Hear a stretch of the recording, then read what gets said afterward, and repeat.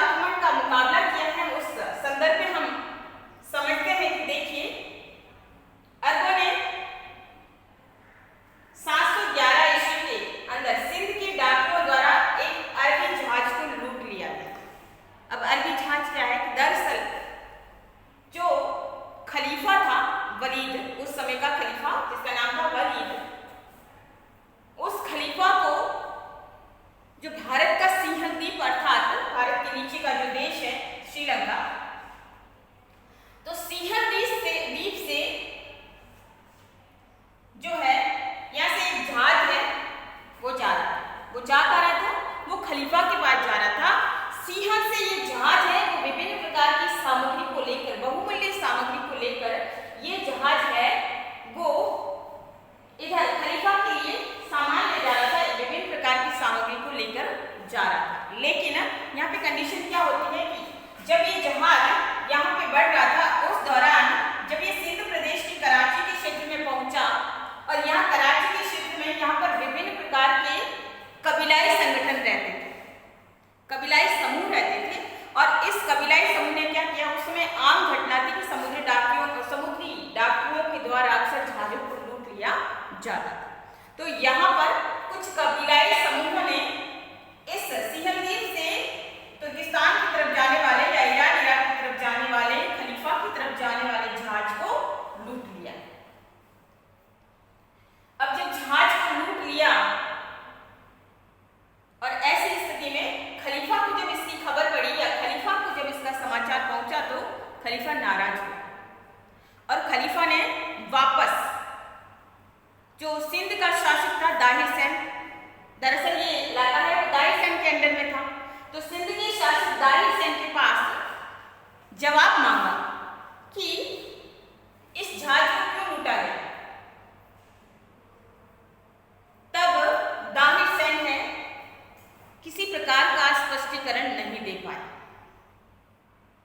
स्पष्टीकरण तो नहीं दे पाया। वहीं खलीफा ने क्या किया, इस जहाज को लूटने की, हट जाने की मांग कर दी कि जो हमारा जितना भी सामान इसके अंदर नष्ट हुआ है, जो डाकुओं के द्वारा लूटा गया है, उस सारी सामग्री का हट जाना है, या तो दाहिर सैन दे, अन्यथा अरब का आक्रमण सहने के लिए तैयार है। ठीक है, तो ये था आक्रमण, दाहिर सैन के ऊपर अरब का आक्रमण, या कह सकते हैं दाहिर सैन का जो प्रदेश था सिंध प्रदेश, वहां पर अरबों ने पहला आक्रमण किया है। अगर सबसे पहले देखा जाए तो पहला आक्रमण 636 में हुआ लेकिन असफल रहा। ठीक है, उसके बाद 711 में जहाज लूटा गया और फिर अरब आक्रमण यहाँ पर सिंध प्रदेश के ऊपर होता है। देखिए, तो यहाँ पर जो जहाज को लूटा गया था वो कराची के आसपास का स्थान था बंदरगाह देवल के ऊपर इस जहाज को लूटा गया। अब दाहिर का साम्राज्य अगर देखें तो दाहिर जो सिंध प्रदेश का शासक था उसका साम्राज्य कहां से कहां तक था, तो दाहिर का जो साम्राज्य था उत्तर में कश्मीर, यानी ये सारा साम्राज्य दाहिर का ही था। ठीक है, इसके अलावा पूर्व में कन्नौज, यानी जो उत्तर प्रदेश का ये इलाका, तो ये सारा दाहिर का साम्राज्य ही था। पूर्व में कन्नौज और पश्चिम में मकरान और बलूचिस्तान तक का साम्राज्य दाहिर का एक विशाल साम्राज्य था दाहिर के पास। ठीक है, और अब जब खलीफा ने दाहिर सैन से जहाज के हट जाने की मांग की तो दाहिर ने स्पष्टीकरण नहीं दिया, नहीं कोई जवाब दिया, तो ऐसी स्थिति में खलीफा है वो नाराज हो गया और उसने इराक का गवर्नर जो था उस समय हज्जाज था। ठीक है, और हज्जाज ने क्या किया, खलीफा जो है उस समय वलीद नाम था खलीफा का, वलीद से उसने अनुमति ली हज्जाज ने और उसने सिंध प्रदेश पर आक्रमण किया। ठीक है, तो सिंध प्रदेश पर आक्रमण किया। उस समय पहले 2 अभियान हुए और दोनों ही असफल रहे। तो पहला अभियान जो हुआ था वो सेनापति उबैदुल्लाह के नेतृत्व में हुआ था और ये असफल रहा। उसके बाद दूसरा अभियान है वो सेनापति बुदेल के नेतृत्व में हुआ, लेकिन इसमें भी असफलता।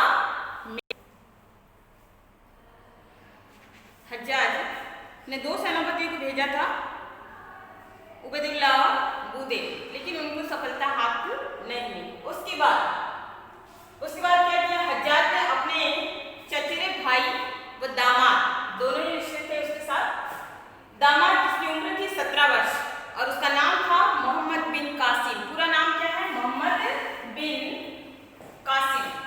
कासिम को सिंध पर आक्रमण के लिए भेजा और कासिम ने सिंध के देवल प्रदेश के ऊपर आक्रमण किया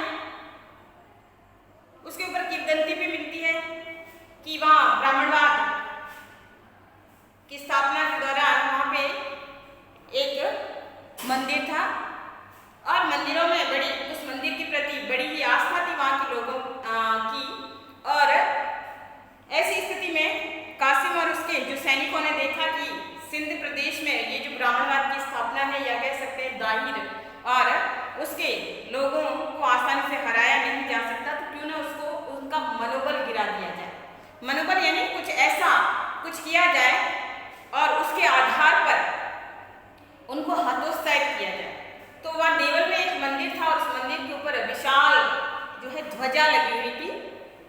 उस ध्वजा को क्या किया कि रात्रि के समय जो है मोहम्मद बिन कासिम और उसकी सेना के कुछ सैनिकों ने उस ध्वजा को आड़ा कर दिया या गिरा दिया। और सुबह जब उठे तो जब उनकी मंदिर की ध्वजा को आड़ा या गिरा हुआ देखकर लोगों के मन में अशुभ की भावना फैल गई।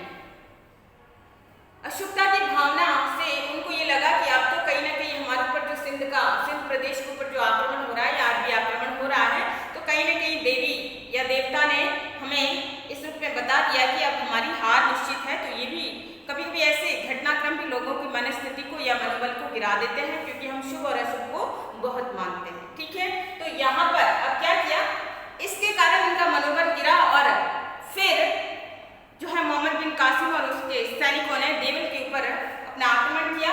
और उस आक्रमण को हालांकि उन्होंने बहुत कड़ाई के साथ मुकाबला किया, लेकिन उनको पराजय मिली। उस दौरान यहाँ पर जो है कासिम की जीत हुई। अब यहाँ पे कासिम ने क्या किया, नरसंहार, भीषण नरसंहार या कह सकते हैं कत्लेआम मचा दिया। और इस कत्लेआम के दौरान उसने यहाँ पर जो देवल प्रदेश था और उसके आसपास के इलाके थे, उसने 17 वर्ष से अधिक के सारे बच्चों को, 17 वर्ष से अधिक उम्र के सारे लोगों को मौत के घाट उतार दिया। इसके साथ ही उसने स्त्रियों और बालिकाओं को भी कैद कर दिया। यहाँ तक कि उसने उनके प्रति भी कोई दया है वो नहीं दिखाई और भीषण नरसंहार किया। फिर देवल के मंदिर को भी और देवल प्रदेश को उसने भयंकर या पूरी तरह से उसे लूटा। ठीक है, लूटने के बाद उसे बहुत सारा माल है वो प्राप्त हुआ, बहुत सारी सामग्री उसे प्राप्त हुई। उस सामग्री को उसने पांचवा हिस्सा है वो तो मोहम्मद बिन कासिम ने हज्जाज को भेज दिया। बहुत अधिक मात्रा में उसे लूट का सामान प्राप्त हुआ था। और बाकी के जो हिस्से थे उसने क्या किया, अपने सैनिकों में बांट दिया और थोड़ा हिस्सा स्वयं ने रख दिया। तो इस प्रकार से यहाँ पर देवल के ऊपर है मोहम्मद बिन कासिम का अधिकार हो गया। इसके साथ वो आगे बढ़ा और आगे बढ़ते हुए उसने नीरून, शीशम और सैवान के ऊपर भी अधिकार कर लिए, जो यहाँ सिंध के ही प्रदेश थे। उन इलाकों के ऊपर भी उसने अपना अधिकार है वो कर लिया। अब हम देखते हैं रावण का युद्ध, जो कि दाहिर सेन के साथ हुआ, सीधा युद्ध हुआ उसका। 1 नंबर का प्रश्न बनता है या 2 नंबर का प्रश्न आपके बोर्ड में आ सकता है। तो प्रश्न पूछा जा सकता है कि रावण का युद्ध कब हुआ या रावण का युद्ध किन किन के मध्य हुआ। ठीक है, तो यहाँ पर हम देखते हैं रावण का युद्ध। ये युद्ध हुआ 20 जून 712 को। ठीक है, और इस युद्ध में जो ब्राह्मणवाद का जो संस्थापक या शासक था दाहिर सेन ने मोहम्मद बिन कासिम का कड़ा मुकाबला किया। काफी वीरता से, शौर्य से, पराक्रम से वो लड़ा, लेकिन अचानक से उसको एक तीर लग गया। उस तीर के बाद वो घायल हो गया और अंत में युद्ध भूमि के अंदर वीर गति को प्राप्त हुआ। वीर गति अर्थात मृत्यु को प्राप्त हुआ। अब मोहम्मद बिन कासिम ने दाहिर को मारने के बाद उसके प्रदेशों को लूटना शुरू कर दिया या उसके प्रदेश को लूटना शुरू कर दिया। लेकिन वहीं इसकी जो रानी थी, दाहिर सेन की रानी, जो पहली रानी थी, रानी बाई था, जिसका नाम था रानी बाई, वो रानी बाई युद्ध में लड़ी, लेकिन उसने प्रयत्न किया, लेकिन जब वो हारने लगी तो अंत में उसने जौहर कर लिया यानी अपने आप को चिता में या अग्नि में झोंक देना। ठीक है, उसने जौहर कर लिया। लेकिन फिर भी कासिम के हाथों एक दूसरी रानी थी जिसका नाम था लाड़ी, और 2 उसकी पुत्रियां थी, सूर्या देवी और परमल देवी। ठीक है, वो कासिम के हाथ में लग गई। तो उसने सूर्या देवी और परमल देवी, जो कि अत्यंत रूपवान जो है सुंदरी राजकुमारियां थी, उन दोनों को कासिम ने कैद कर लिया।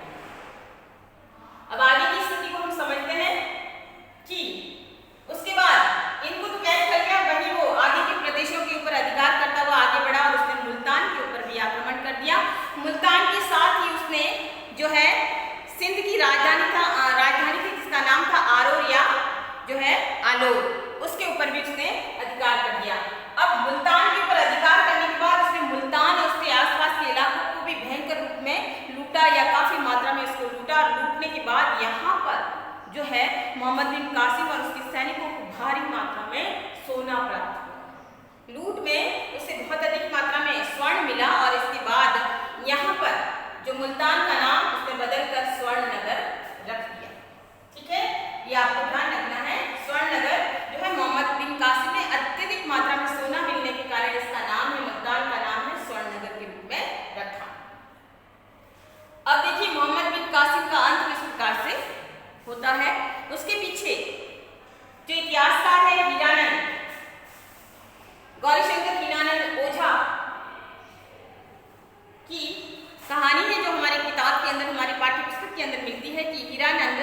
गौरीशंकर हीरानंद ओझा के अनुसार मोहम्मद बिन कासिम ने जो सूर्या देवी और परमल देवी दोनों सुंदरियां जो रूपवान सुंदरी राजकुमारियां थी उनको खलीफा के आगे पेश किया।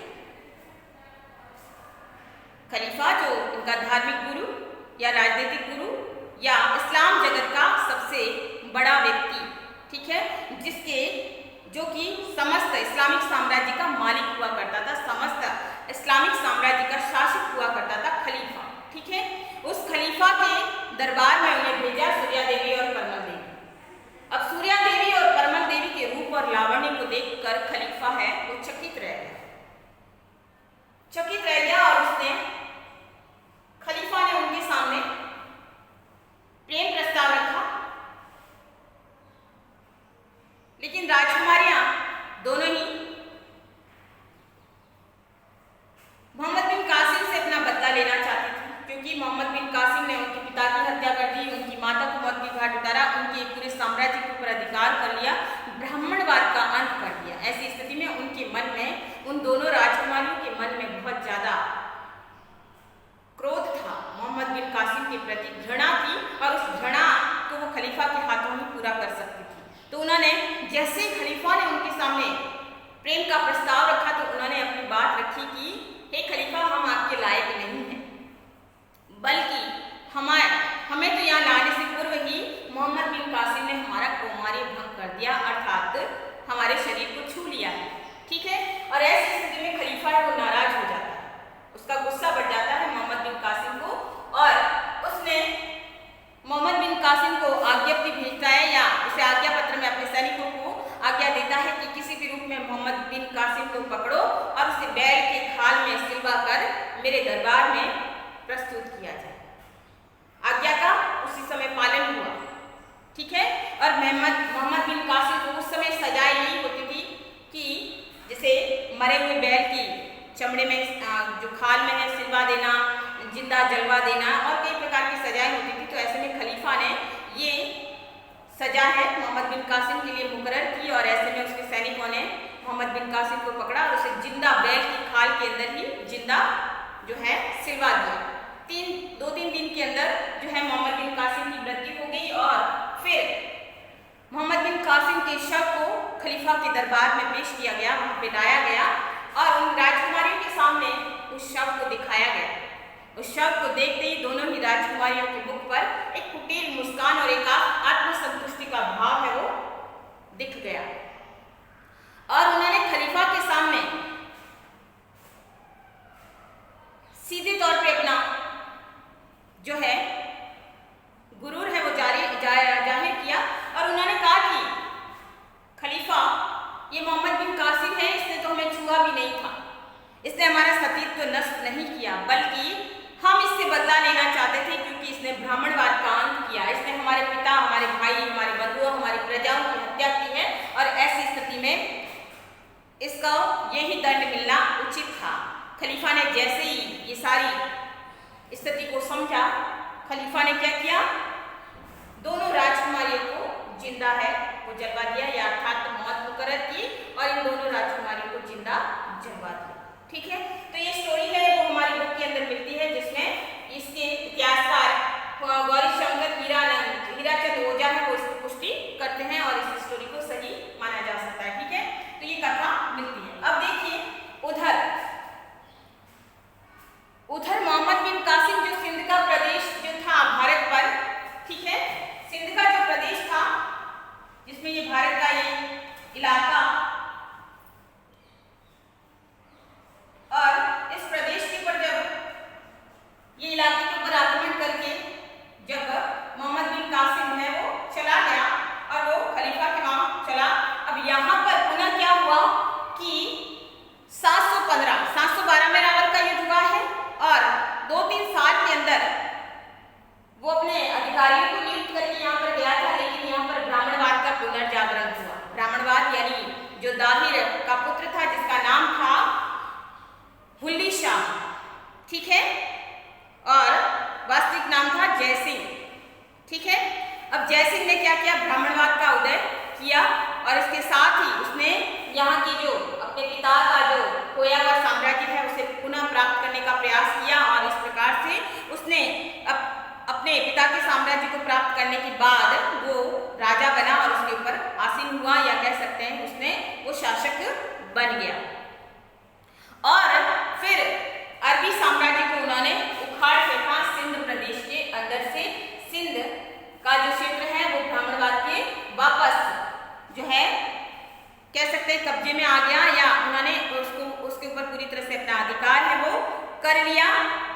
लेकिन जयसिंह की ये स्वाधीनता ज्यादा लंबे समय तक नहीं चल पाई, और सिंध के सूबेदार जिसका नाम था जुनैद, ठीक है, जुनैद नाम था, और ये कासिम के द्वारा नियुक्त किया गया था अरबी। तो सिंध के सूबेदार जिसका नाम था जुनैद के साथ संघर्ष हुआ, और उस संघर्ष में जो जयसिंह था या दाहिर का जो पुत्र है वो लड़ता हुआ वीर गति को प्राप्त हुआ और मारा गया। अब हम समझते हैं भारत पर आक्रमण या भारत से संपर्क का अरबों के ऊपर क्या प्रभाव पड़ा। तो देखिए प्रभाव, 4-5 प्रभाव है जिसको हम समझते हैं कि पहला, प्रथम बार भारत में इस्लाम का प्रवेश है, वो इस्लाम का प्रवेश है वो अरबों के माध्यम से हुआ, यानी बाहर देशों से जो सबसे पहले इस्लामिक लोग आए हैं या अरब निवासी आए हैं, वो पहली बार भारत में 636 में आक्रमण हुआ है बॉम्बे के थाना क्षेत्र में, और फिर 711 में जो है आक्रमण हुआ, और 712 में रावल का युद्ध हुआ। तो इस प्रकार हम देखते हैं कि प्रथम बार भारत में इस्लाम का प्रवेश है वो हुआ, ठीक है। फिर दूसरा आता है हिंद या हिंदू, ठीक है, हिंद या हिंदू जो शब्द है इसका प्रयोग पहली बार या प्रथम बार अरबों ने किया था। अब अरबों ने कैसे किया, क्योंकि अरबों ने सिंध प्रदेश के ऊपर आक्रमण किया था, और यहाँ पर जो सिंधु नदी बहती थी, तो उस सिंधु नदी के लिए उन्होंने हिंद या हिंदू है वो प्रयोग किया था, और इसके बाद ये भारत की पहचान है वो हिंदुस्तान के नाम से या हिंदू के नाम से हो गई, या हिंद प्रदेश के नाम से हो गई। तो इसका प्रथम प्रयोग है वो भी अरबों ने ही किया। अब अरबों के आगमन से भारत में कुछ नया क्या हुआ, तो देखिए कि भारत में खजूर की खेती प्रारंभ हो गई। अब खजूर की खेती और ऊंट का पालन है वो प्रारंभ हो गया। कैसे, क्योंकि अगर हम अरब को देखते हैं तो अरब क्या है, रेगिस्तानी इलाका है। इराक का इलाका रेगिस्तानी है, ईरान का इलाका काफी हद तक रेगिस्तानी है, और अरब प्रदेश के लोग हैं वो रेगिस्तान के माने जाते हैं। और ऐसी स्थिति में यहाँ पर क्या था, भारी मात्रा में खजूर उत्पादन होता था, और वहीं यहाँ पर रेगिस्तान का जहाज है वो ऊंट का पालन भी अधिक मात्रा में होता था। तो जब अरब निवासी वो भारत की तरफ आए तो भारत में भी वो अपने साथ खजूर की खेती लेकर आए। तो भारत में खजूर की खेती, और वहीं ये लोग ऊंटों का जो है पालन करते थे, और भारत में भी प्रथम बार फिर ऊंटों का पालन है वो अरबों के माध्यम से ही होना शुरू हुआ, ठीक है। फिर अरबों ने प्रथम बार भारत में जजिया कर लाया। जजिया, अब जजिया कर क्या है, जजिया कर एक प्रकार का धार्मिक